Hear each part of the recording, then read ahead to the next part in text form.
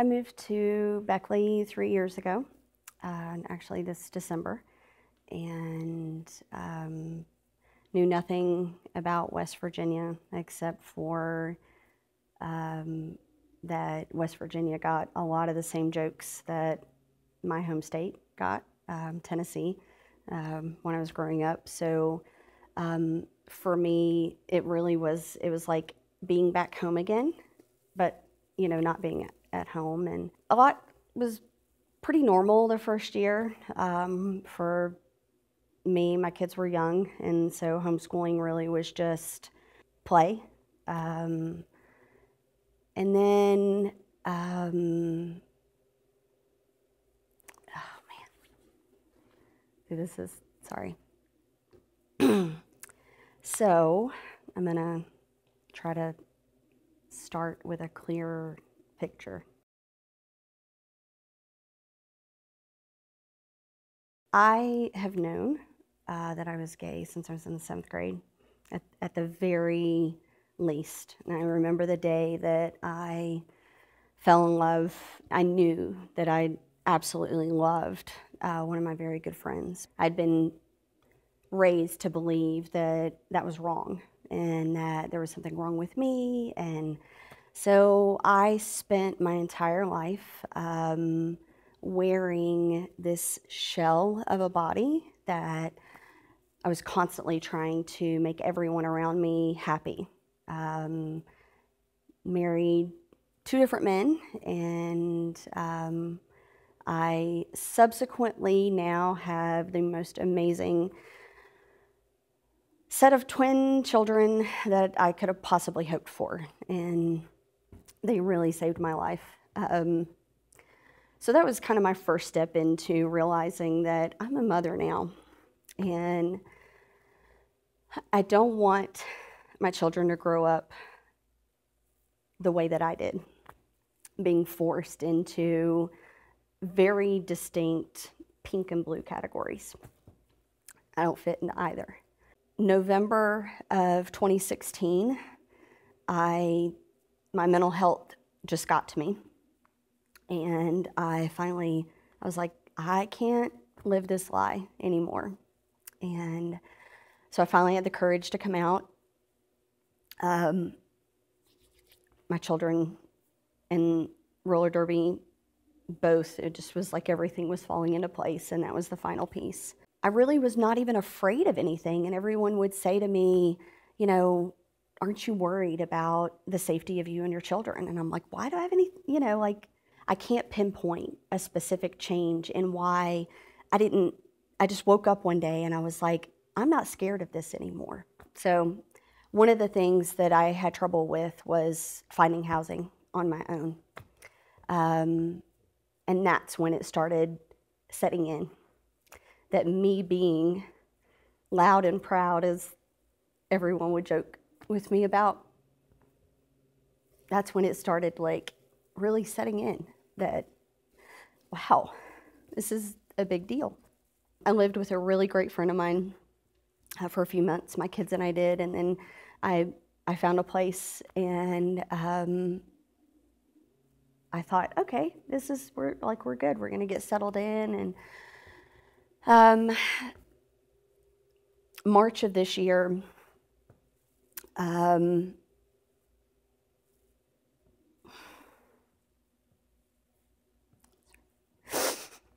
my kids were gone to their fathers. At the time, I had a rainbow flag that covered my entire front door. Never thought anything about it. It went up pretty much the day that I moved in. I had 3 miscarriages before I had my twins, and so they are my rainbow babies. So the rainbow flag and just rainbows in general have always had a dual meaning for me. So I just never, put any thought into it. And that night around 11 o'clock, there's this very loud, horrific banging on my front door. And I immediately went into panic mode.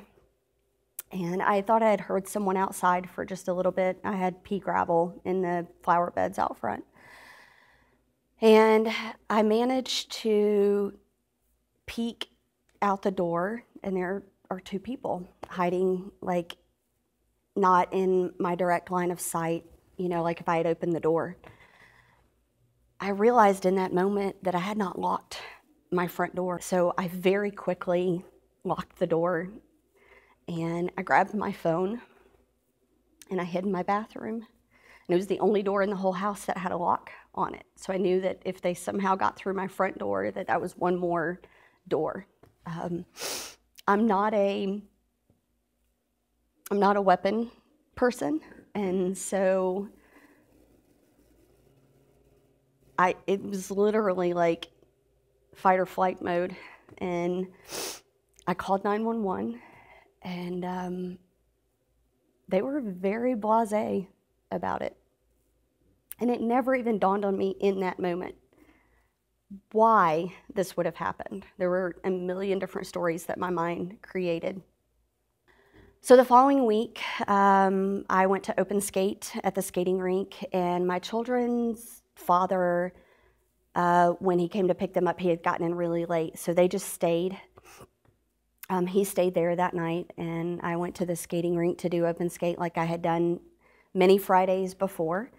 And I get a phone call from him. He says they came back.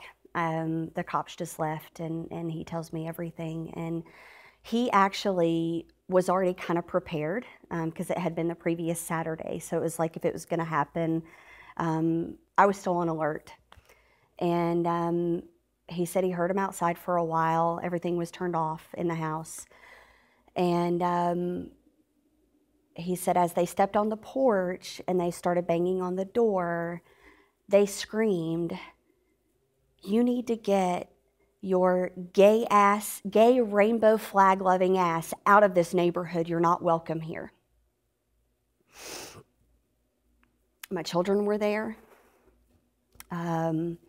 The cops that came said, and in that moment, he opened the door and actually stood there and stared at him. And he told them that they needed to get out of here. The cops were on the way. They stood at the edge of the street and actually looked at him and said, "She needs to move." So the cop came. He gave them a full description. And he said, "Oh, I know exactly who that is. They live right back over there across the street." That was the end of it.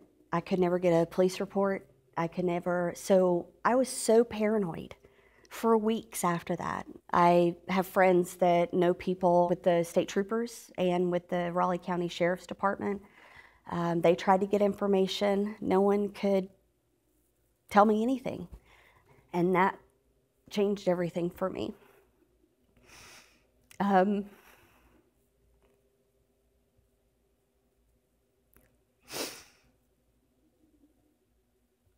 I no longer felt like I was safe here. I lost faith in the system that was designed to protect me and my children. And I felt like it was time for me to go. No one ever, regardless of who they are, should have to feel like they're not safe in their own home, or that they should constantly question whether or not, because of stickers on a car or because of how they dress or anything, that they could lose their housing, or that they can't find a job, or that they could just have someone walk in one day and say, "We don't need you anymore." No one, every single person in the city of Beckley and beyond deserves the right to feel safe. Feel safe in their employment and to feel safe in their homes. And the fact that that does not exist is a travesty, an absolute travesty. This area is so rich with people who have a story to tell. And the sad part is those people are leaving. I didn't want to leave. I want for my friends, the people who own businesses here, the people who rent buildings to make a living for their family, I don't want them to feel like that they don't belong. I lived that life, and I don't want that for anybody. Beckley has to make a change if they want to grow. If they don't want people to continue to leave. If you want people to stay, then you need to protect every single citizen that lives here, that is looking to live here. Anyone, everyone deserves to feel safe.